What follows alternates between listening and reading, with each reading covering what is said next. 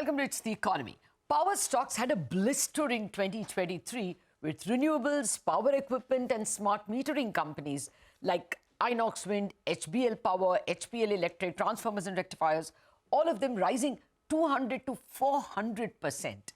Even stocks of the old power generators like, NLC, NTPC, SJV and Tata Power rose between 50 and 100%. What does 2024 hold for this sector? Will demand continue to rise? Will freebies and discom dues spoil the sector again?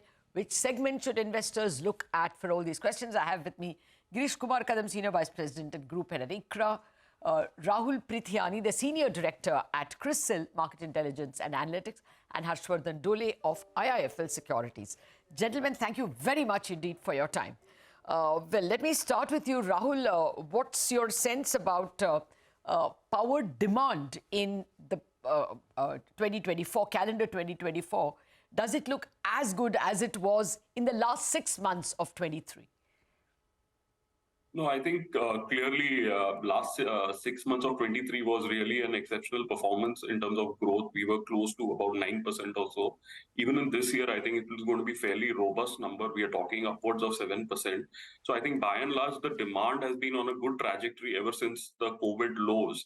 And what we've clearly seen from a demand perspective compared to the previous 8-9 years that we saw, the demand trajectory in terms of growth from maybe a 4 to 6% has moved to, I would say, close to 6 to 8%, the way we are kind of, moving ahead, given the kind of strong demand that we are seeing from both the domestic sector as well as the commercial and the industrial sector.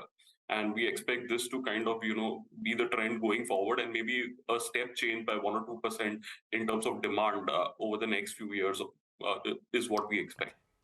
Okay, and Girish, to come to you, how is incremental supply panning out? We were all stunned by this buzz. It has not yet been confirmed by BHEL that NLC is going to put an order of 20,000 crore nearly, 19,000 crore to be precise.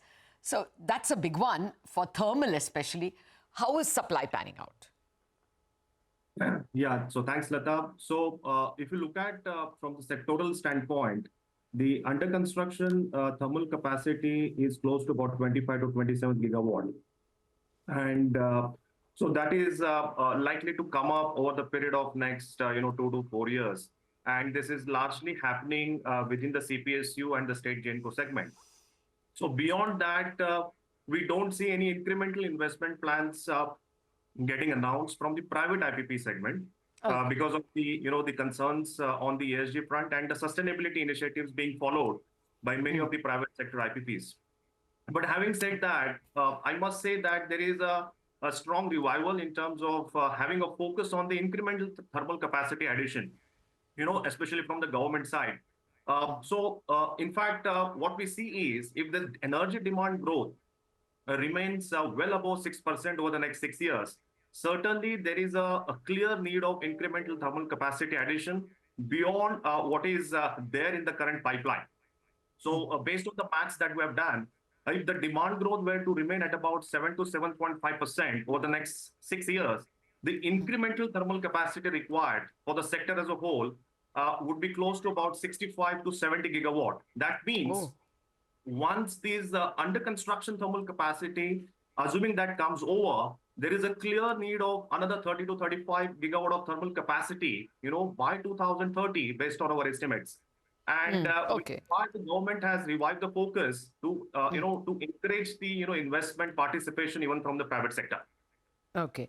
Yeah, I get that. But, private sector not getting into thermal would prefer only renewables, and therefore state and center generating companies are more into thermal power generation. But I think Adani is still largely a thermal, producer. Maybe one should expect something from that. I do not know. But Harsh, before I come to you, one more question to the sector experts. Rahul, demand has always been good in India, but is it being backed by the power and the willingness to pay? That was the question. So, how is the finances of the sector, especially the generating sector, panning out? Has Discom Health improved? Yeah, so I think a lot of changes have happened over the last 4, 5 years from a policy standpoint with respect to one, to support the demand. I think there's been clearly from a government standpoint, I think the reach out power for all program has worked, plus electrification as well as the commercial and industrial segment robustness has kind of helped on the demand side.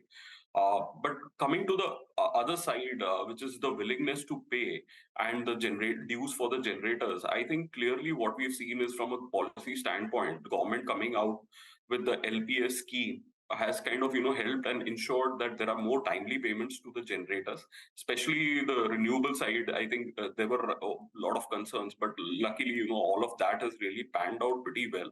Now what this has meant is, in terms of overall efficiencies of the system, also need to go up from the discom side, and a lot of investment has been planned and has been going on. So to some extent on the margin, there is the ACS ARR gap clearly has fallen. Plus in the last year or so, I think with the coal prices getting moderated, we are expecting the ACS ARR gap to come down.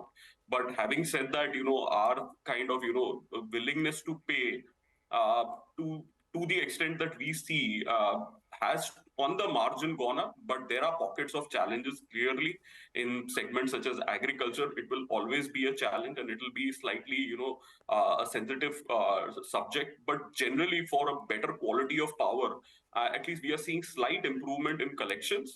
But having said that, it continues to remain a fairly long road to kind of come to a scenario where we reverse the ACS ARR gaps and kind of things look very hunky dory for the sector. Got it. Yeah, got it. I have an ICRA note here which points out that the cash gap between per unit of the cost of supply and the tariffs that we get from the discoms is still about 40 pies. I mean, that's the loss that they are suffering. It is down from 80 pies that it was in 2021, but then 2021 was a COVID year. If you go beyond that towards 2018, we were still at about 47 pies. So all that we have improved is from a gap of 47 pies, we have come down to 40 pies gap per unit. So you can imagine it's still a sector which is suffering losses. So with this backdrop of excellent demand, some capex coming, and still losses because discoms are not paying too much, Harsh, let me come to you. In this, we ran all the stocks that have done very well, from the GTNDs and HPLs, right down to the Tata Powers and the JSW Energies. It's a rise of 50 to 400%. In 24, what kind of gains and for which parts of the power sector? Lata, hi, thanks. Firstly, New Year greetings to you and all your viewers. I'd slightly be more aggressive when it comes to the sectoral landscape. So recently we had done a detailed analysis of the per capita consumption. And what we found out was India is exactly at a level what China was, say, a couple of decades ago. And this was the inflection point after which the power demand in China grew by, at 10 to 12% for more than 15 years. So India is basically at that inflection point. And the power demand can actually accelerate with a bit of a policy nudge from state as well as the central governments. And I think we are at that tipping point whereby power demand can only accelerate. So I will be slightly on the aggressive side when it comes to power demand. And therefore, when you give me the advice on stocks, also keep in mind that demand has to be backed by the willingness to pay. So what would your advice be? Yeah, that's what I was actually referring to. So when you evaluate that opportunity, then the opportunity actually comes down to players who have willingness to invest and stay invested in the sector for more than 5 years. Because on a near-term basis, everything is fairly expensive. If that were the case, then companies like NTPC, Power Grid, Torrent, Tatas, and CSE are the companies who have got balance sheet and tenacity to be invested in the sector for a very long time. So these are the stocks that essentially actually filter our screen of governments, cash flows, and balance sheet. And amongst these, of course, NTPC is our top pick, followed by Torrent Power. And CSE, in my opinion, is the one which actually offers a very asymmetric payoff. So that's the one name that we are slightly on the aggressive side recommending. Okay. I'll come back to you for the non-power generator discom sector also. I mean, the smart metering variety. But on that note, let me go to Girish and Rahul. Girish, which are the sectors that look well hydrated financially. Obviously, you won't give me stock recommendations, but sectorally. Sorry, what you said, I missed the word. Which are the sectors that look financially very viable at this point in time, or very lucrative? Okay. So within the power sector, as I highlighted earlier, that we have a stable outlook on thermal sector. We have a stable outlook also on the renewable generation and the transmission sector, while we have a negative outlook on the distribution segment. Within the thermal sector, of course, larger share of the entities, they are based on the regulated cost plus principles. But for those gencos which have open capacity, they stand to benefit in the current environment thanks to the elevated short-term tariffs, both bilateral and the spot tariffs, and the kind of fair margin which is still available basis the variable cost of power generation using imported coal, and the fact that imported coal prices have also moderated over the last 6 months.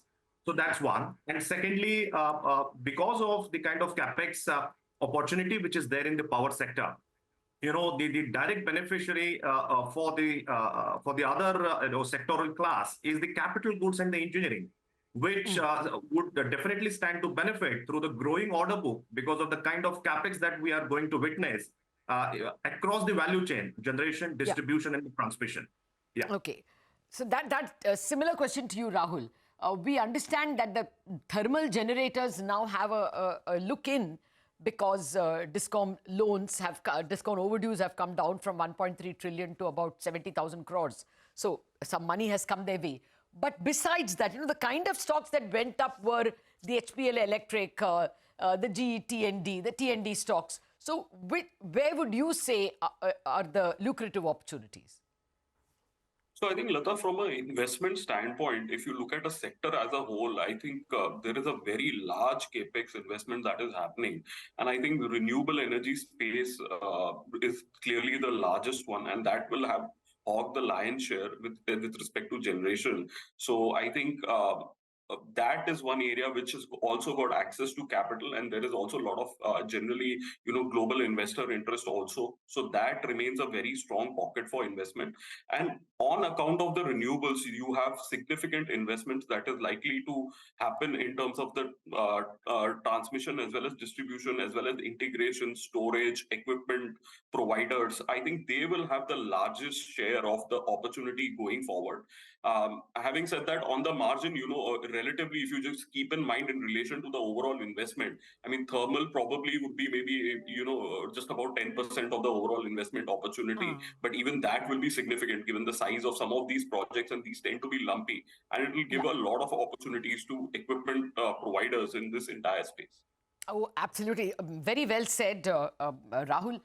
Last word to you, Harsh. You spoke to us about the generators and the DISCOMs. You spoke to us about the CESCs and the NTPCs. Among these equipment and renewable, say Inox Wind for renewable, HBL Power, transformers and rectifiers, HPL Electric, in this story, and perhaps even L&T and BHEL, where would your money be? As a house, I think we like L&T the most, because that's that's the best capex play in India. Amongst the other vendor players, I think Suzlon and Inox Wind, they are coming out of financial distress and looking at huge runway for growth. And both these stocks, if the execution plays out well, are well placed to give phenomenal returns even from here on. Particularly Inox Wind. I think the way company has delevered itself and brought down the balance sheet to wafer thin level, story looks pretty interesting. And in my opinion, those two are the stocks to watch out in the whole space among the mid and large cap names. Okay. Unfortunately, out of time. Thank you very much, Harsh, Rahul and Girish. What our experts tell us is that the demand scenario is excellent. And there has been some progress in the ability and willingness to pay, in that the LPS scheme, the late payment scheme, and the RDSS are forcing state DISCOMs and state governments to pay up dues.